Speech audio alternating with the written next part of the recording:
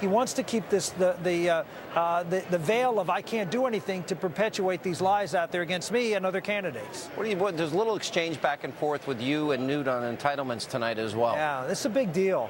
I mean, look, I'm a passionate believer in private accounts for Social Security.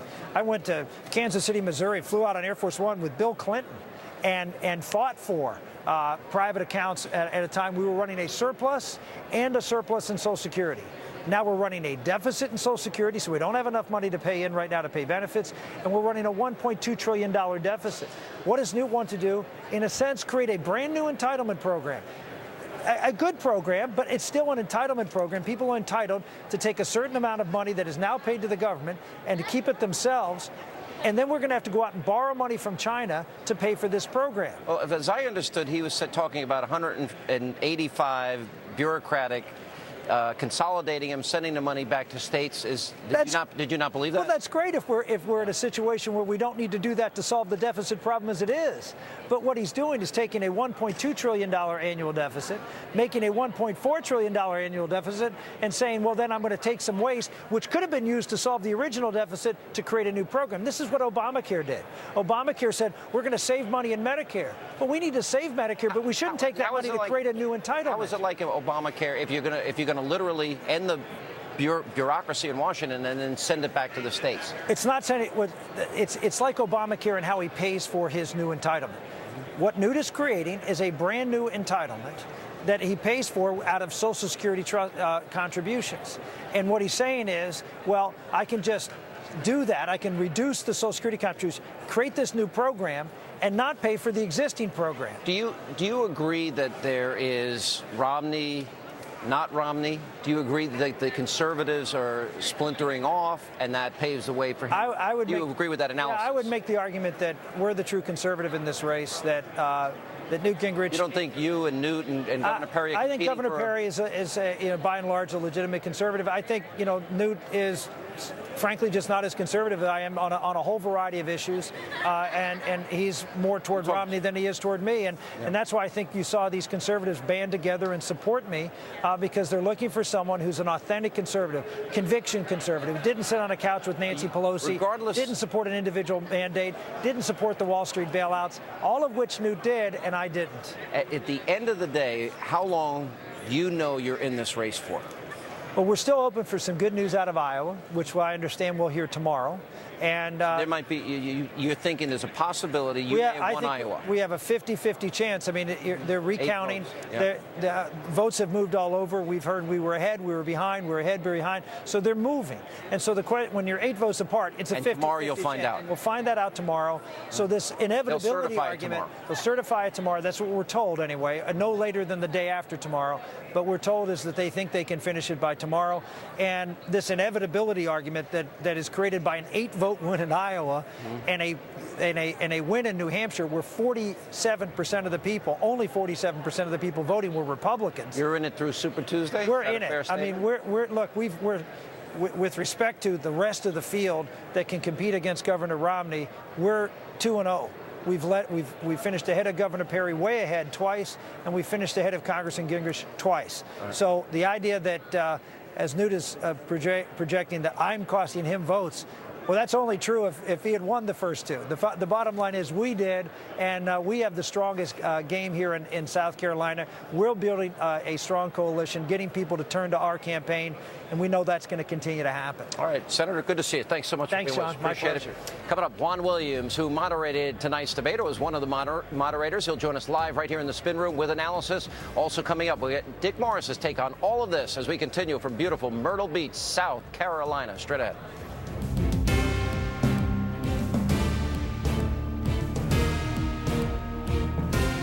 Why you refer to President Obama as the food stamp president? It sounds as if you are seeking to belittle people. The fact is that more people have been put on food stamps by Barack Obama than any president in American history.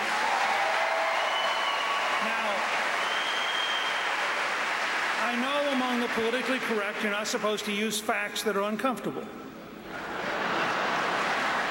Second, you are the one who earlier raised a key point. The area that ought to be I-73 was called by Barack Obama a corridor of shame because of unemployment. Has it improved in 3 years? No. They haven't built the road. They haven't helped the people. They haven't done anything.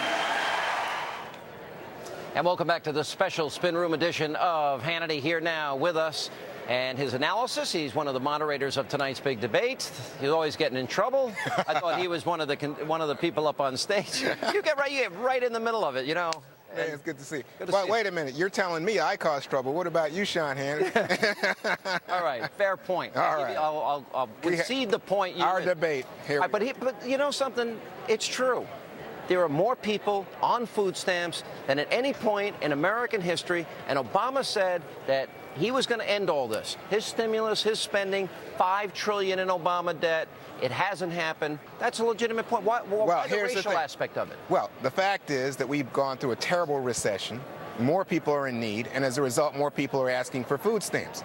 Now, I thought Speaker Gingrich came back with an effective point, which is to say, and I think this is your point, Sean, well, then why hasn't the administration done more to lift these people out of poverty? Earlier, I asked just that question, saying there's a 25% poverty rate in the black community. Is it time to do something specific on race? And what we heard from people was, you know what, we've got to do something at this point, but I don't think they went so far as to say they want to do a race-specific program.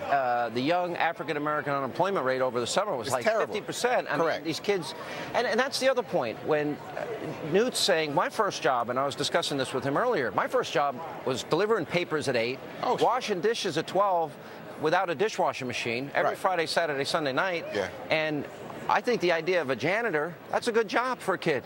And he stays after school, he stays off the streets, he's out of trouble. How is that? Was suggesting that it's not that. The job might be fine. But what the speaker had done was to suggest that poor kids lack a good work ethic. But wait a minute, there's some truth. If they don't have a job, they don't understand getting up, going to work, being there every day on time. I'm a huge advocate of people staying in the workforce, getting jobs. I went through that same experience as a kid that you described for yourself. Right. But you know what? We have been through a terrible recession. The unemployment rate for young people that you just talked about is very real. Sometimes the kid with the strongest back, the most dedicated work ethic, can't find a job. So what do you say to that kid? Yeah, do you have to say, oh, go be a janitor? No, I think that's demeaning to the kid at some point. Why is that demeaning? You know what? You got to say to that kid, get an education. We're going to try to get you the best job. But while you're getting an education, you can still have a part-time job. You know the thing I loved? I had my best friend from 3rd grade, John Gomez. I always had money in my pocket. I'm like, all right, here's some money. His father made the best grilled chicken in the world. I used to buy it from him, and all he wanted to buy was cupcakes and cookies. It was the perfect deal. So, I mean, the idea that whatever the job is, it's great. I would agree. Look, I've written it. I said, I wrote a book about this. I think that and this is pretty much what Rick Santorum said in response to the question about whether or not there should be a race-specific program by the government to deal with high levels of unemployment and poverty in the black community. He said, if you stay in school, if you get a job, and if you don't marry before you have kids, there's almost no chance you'll be in poverty. But again, he's not talking about the fact that we have such high unemployment, even good kids can't find jobs. Why is it racially insensitive, though? Tell me that part. Oh, racially insensitive to go around calling Obama the food stamp president as if he is encouraging welfare? 47 million Americans. But I just told you, we have a terrible recession in the country. Demand for those, it's like unemployment. When he ran for office, he said it's the worst economy since the Great Depression, and if you give me my stimulus plan, we'll pass it, and things are going to be better. And his plan failed, and things got worse, and they still aren't getting better. Of course they're getting better. Unemployment is down. Are you kidding? We're not counting half the people that are on 99 weeks. No. Let's stay with one model, one measure, and by that metric, things are getting better. In fact, consumer confidence is up. We see more investment. Is this what Obama promised? Is this the success that he's talking about? Certainly not at the level he promised, because I think the line that he said, which is, this doesn't reverse, I'm going to be a one-term president. You've already seen Mitt Romney and others use this against him. But the fact is things are getting better. I'll tell you, as my observation, and you and I will debate debate this. How about, first of all, how did you feel when the audience is going after you a little bit? You like trouble, don't you? Well, no, look. It's no, you like trouble. You like trouble. That's why I hang out with you. Trouble all the time. That's why I think you like this. No, you know what? I think it was the most intense of all the debates. It was the best debate. Absolutely. It was the best debate. No, hands down. Hands down. And the moment that I had, both with Gingrich, in terms of that intensity of that exchange, I think that's exactly what you want to get out of a debate. And when you saw these guys going at it early on about the super PACs, about Bain Capital. It was all good. The back and forth about especially the ad where Santorum and Romney. I thought Romney stepped into it there when he let Santorum counterpunch him so much on, well, if you were the one who says, I thought that was a pretty good, that was a strong hook. Oh, I think, look, it was like a setup. He walked right into it, don't you think? So I think this was a great debate. Juan, troublemaker, appreciate you being with us. You know where I learned it. All right. And coming up next, Dick Morris. He's going to join us on this special post-debate edition of Hannity. We're live in Myrtle Beach. We're in South Carolina. Stay with us. Plenty more to come.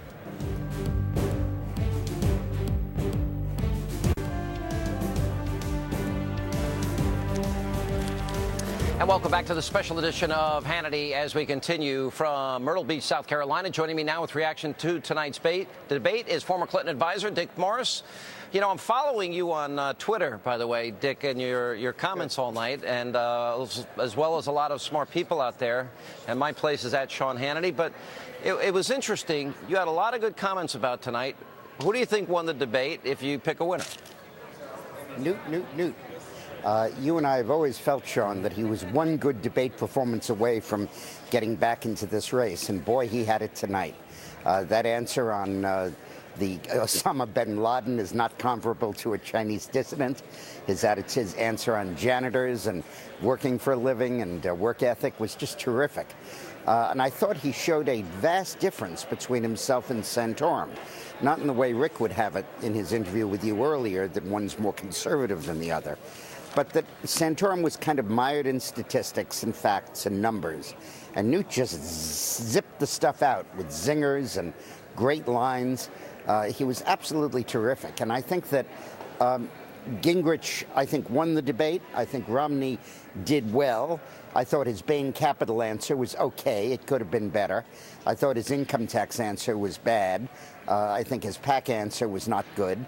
He showed himself good on national security. What about the super PAC? Because a lot of these guys are angry.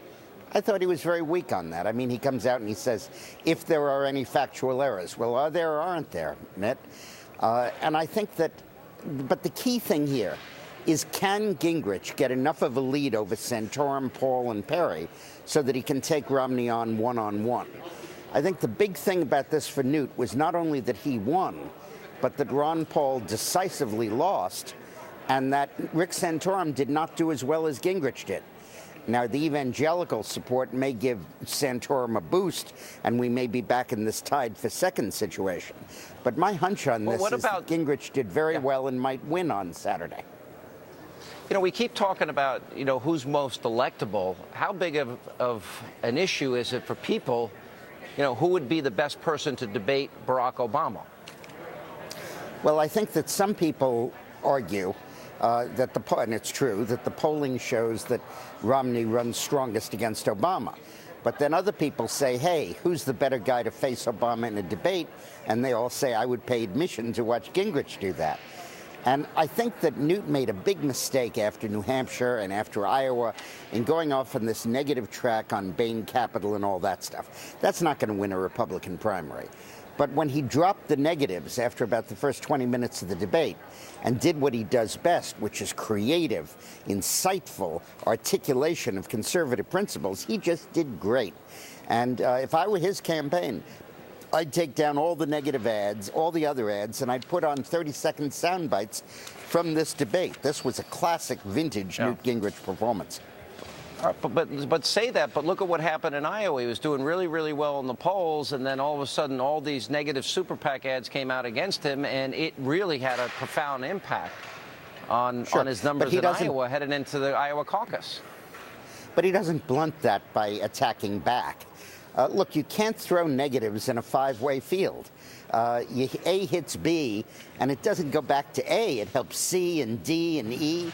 it's in a two-way race. Negatives are as good as positives because the votes one guy loses, the other one gains. It's a zero-sum game. But a five-way race, it spatters all over the place. So I think Gingrich made a mistake, and I thought he looked bad tonight at the opening when he went after this Bain Capital thing again. But then when he got positive, he was doing great. Remember, he was pushed into that. Yeah, well, that's probably good advice for all the candidates. But, Dick, we're out of time. Thanks for being with us. Thank you. And that is all the time we have left this evening. As always, thank you for being with us. Let not your heartbeat tremble. Thanks, the news continues, and we'll see you back on a regular time slot tomorrow night. Thanks for joining us.